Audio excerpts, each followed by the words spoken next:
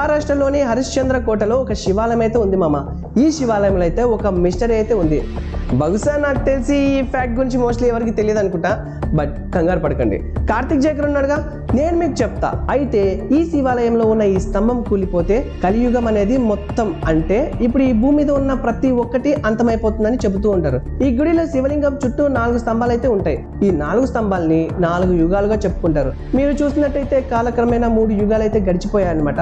So కాబట్టి 3 స్తంభాలు కూడా కూలిపోయాయి. సో ఇంకా మిగిలినది కలియుగం మాత్రమే.